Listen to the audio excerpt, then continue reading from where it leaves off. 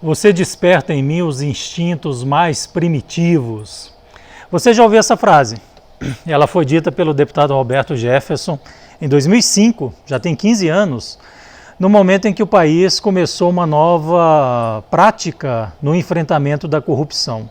Mas essa frase deve ter voltado à sua mente em razão de alguns acontecimentos do início do mês passado para cá, por conta da pandemia do coronavírus. Muitas atitudes estão sendo tomadas pelas autoridades que realmente despertam em nós, principalmente operadores do direito, instintos muito primitivos, porque eles partem de uma premissa que até certo ponto está equivocada, principalmente no relacionamento com as ONGs. As ONGs são 820 mil entidades neste país, estão aqui desde 1543, a primeira ONG foi a Santa Casa de Santos, está lá até hoje, e elas são parceiras do poder público nas mais diversas áreas de atuação, principalmente na saúde, educação e assistência social. E na hora em que efetivamente a população precisa delas, da ajuda delas, elas são ignoradas, elas não são chamadas a participar da elaboração de protocolos, de posturas, de recomendações para as pessoas diante da pandemia. Isso é muito frustrante.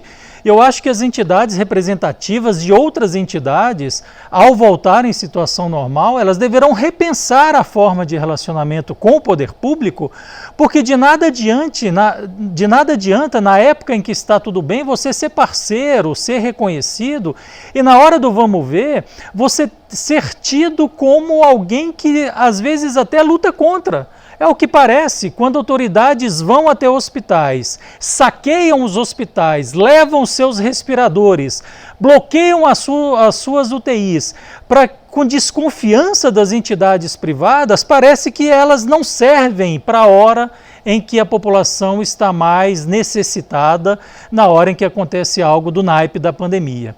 Então é muito frustrante isso, e a gente tem visto todo dia atos sendo praticados contra as entidades que as colocam numa situação de meramente de uma situação secundária que elas não fazem jus. As entidades são protagonistas em grande parte das coisas que acontecem nesse país.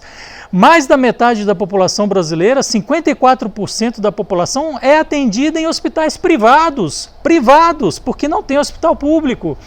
E os governos têm que fazer convênio com elas para atender os cidadãos. E outras coisas, por exemplo, a privacidade dos dados e das nossas informações pessoais, ela é extremamente importante e é o que se fala, é o petróleo da era da tecnologia. E a gente tem assistido uma série de ataques a essa privacidade com a desculpa de estarmos na época da pandemia. É claro que a pandemia e a calamidade pública decretada no início de março e válida até agora, pelo menos até 31 de dezembro, ela é uma situação excepcional e como tal tem que ser tratada. Mas exatamente no momento da excepcionalidade é que a Constituição deve prevalecer sob pena da instalação da anarquia. E a gente tem visto diversos atos, diversas leis, diversos decretos que atentam contra os direitos que nós conquistamos com tanto sacrifício que estão na Constituição. Tem um governador, por exemplo, que fez uma parceria com as empresas de telecomunicação para fornecimento em tempo real da localização dos celulares.